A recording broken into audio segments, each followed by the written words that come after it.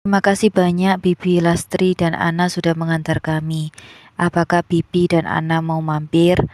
Tawar Kamila. Tidak usah Kamila, kau ajak saja anak-anak untuk beristirahat. Tidak usah terlalu difikirkan kejadian tadi. Memang Maimun sekali-sekali harus kita beli pelajaran, ucap Bibi Lastri. Terima kasih Bibi Lastri dan Ana sudah baik sama Kamila. Suara Kamila terdengar sedih. Iya Mil, sama-sama, tetap semangat ya Mil. Oh iya, ini ada sedikit rezeki buat Rafa dan Lisa. Ana mengeluarkan beberapa lembar merah dan memberikannya kepada Rafa dan Lisa. Ya ampun Ana, tidak usah repot-repot. Aku jadi tak enak hati, ucap Kamila sambil menepuk pundak Ana. Memang selalu begitu.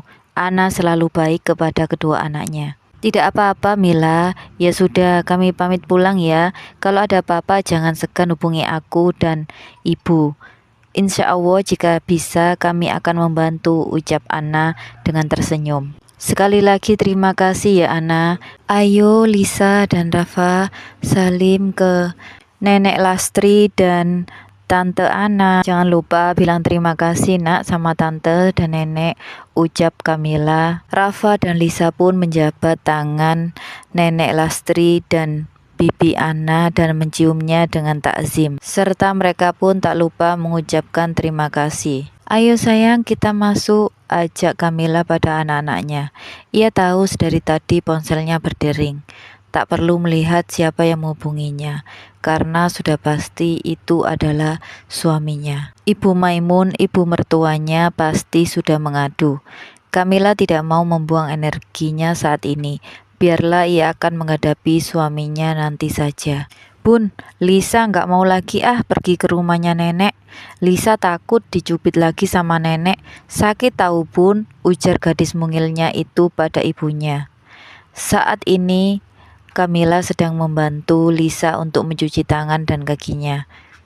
Gak boleh gitu sayang, tadi nenek hanya kelepasan, gak bermaksud untuk nyakitin Lisa, makanya lain kali Lisa harus lebih hati-hati kalau bermain, ucap Kamila menggandeng tangan Lisa keluar dari kamar mandi. Kini gantian Rafa yang masuk.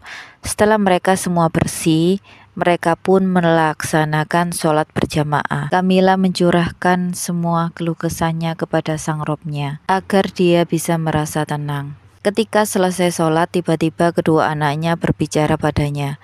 Bun, ini uangnya yang tadi dikasih oleh Tante Ana, ujar Rafa dan Lisa bersamaan. Bun, panggil Rafa ragu. Kenapa sayang? Tanya Kamila. Boleh nggak nanti sore kalau kita jalan-jalan ke taman? Rafa ingin sekali naik motor listrik yang ada di sana seperti teman Rafa, pinta Rafa. Boleh sayang, jawab Kamila. Oh iya, pakai uang yang dari Tante Ana saja bun. Nggak apa-apa kan bun? Tanya Rafa lagi. Boleh dong sayang, gak apa-apa sekali-sekali. Yang penting gak terus-terusan. Ya udah bunda masak dulu ya, biar nanti pas ayah pulang sudah ada sayur dan lauk, ucap Kamila. Ye, kita jalan-jalan, ye, jalan-jalan, ucap Lisa dan Rafa bersamaan. Sesampai di taman, suasana sangatlah ramai. Banyak anak kecil bermain berbagai permainan. Rafa mau naik motor listrik yang itu bun, ucap Rafa menunjuk sebuah motor yang bisa dinaiki. Rafa bisa nak, ucap Kamila meyakinkan. Bisa bun, jawab Rafa yakin. Mereka pun melangkah ke tempat penyewaan motor listrik tersebut. Rafa pun memilih-milih motor mana yang akan dinaiki. Setelah diajarkan, Rafa mulai mengendarai motor tersebut. Wajahnya nampak sangat senang. Lisa juga mau bun, ucap sang gadis kecilku. Lisa naik yang mobil-mobilan saja ya, ucap Kamila. Oke bun, jawab Lisa. Kamila tersenyum lebar melihat kedua anaknya nampak senang menaiki permainan tersebut. Selama ini memang suaminya tidak pernah mengajak dia dan anak-anaknya untuk bersenang-senang, karena menurut suaminya hal itu hanya menghabiskan uang saja. Kamila menghembuskan nafasnya secara kasar. Mengapa suaminya bisa seperti itu? Tak pernah menghargai dan selalu merasa benar sendiri, hanya karena ia yang bekerja dan Kamila tidak. Maaf Bu, waktunya sudah habis, ucap ibu-ibu penjaga permainan tersebut. Oh iya, berapa sewanya? Tanya Kamila. 2 jadi 20.000 Bu, yang motor 10.000, yang mobil juga sama, jawab ibu-ibu tersebut. Sayang, waktunya sudah habis nak. Rafa sudah puas kan? Lisa juga sudah puas kan? Ucap Kamila kepada kedua anaknya. Sudah Bun, kami sudah puas, jawab mereka bersamaan. Sampainya di depan pintu rumah, ternyata suaminya sudah pulang. Tok tok tok, Assalamualaikum. Suaminya tak menjawab salamnya tetapi menampilkan raut amarah di wajahnya. Bagus ya, dari mana saja kalian? Suara suaminya nampak menggelegar menyambut mereka. Seketika Lisa dan Rafa memeluk ibunya karena mereka takut. Rafa, ajak Lisa masuk ke kamar dulu ya nak, ucap Kamila sambil tersenyum kepada kedua anaknya. Rafa pun lekas menarik tangan adiknya.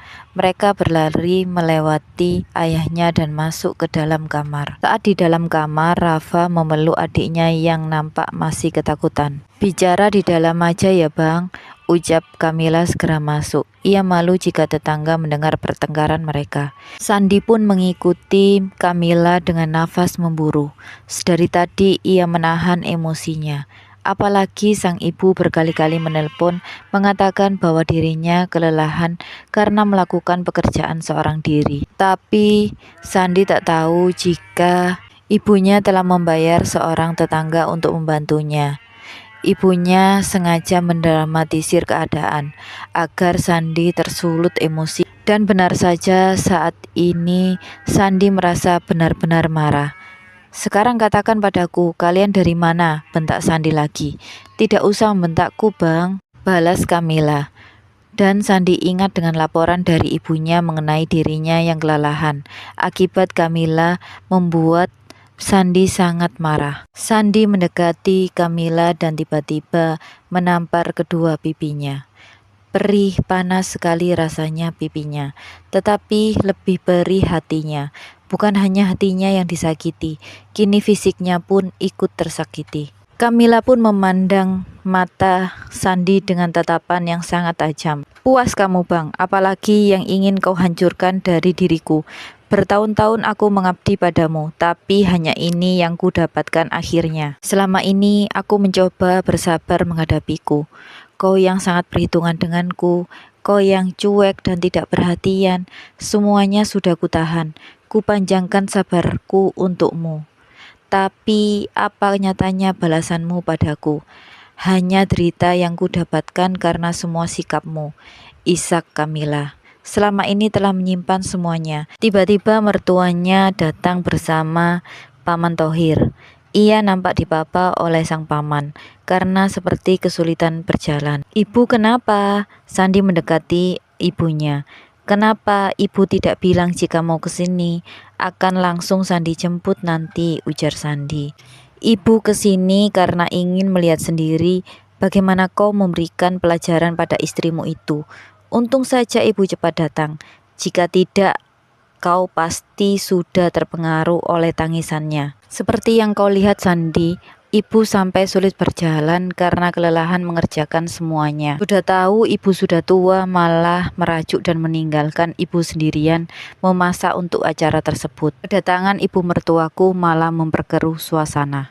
Ibu bukan hanya memarahi kedua anakku bang, tapi ibu mencubit Lisa dengan sangat keras hingga membiru, jawab Kamila. Sudah, aku tidak mau tahu, sekarang kau harus minta maaf pada ibuku, lanjut Sandi. Tidak bang, aku tidak mau, jawab Kamila tegas. Sorot mata Kamila kini sangat dingin. Bagaimana Sandi? Istrimu pembangkang kan? Tidak bekerja, bisanya hanya menyusahkanmu saja. Itulah yang membuat ibu tidak bisa menyukainya selama bertahun-tahun ini. Kembali Ibu Maimun memperkeruh suasana dengan memprovokasi Sandi.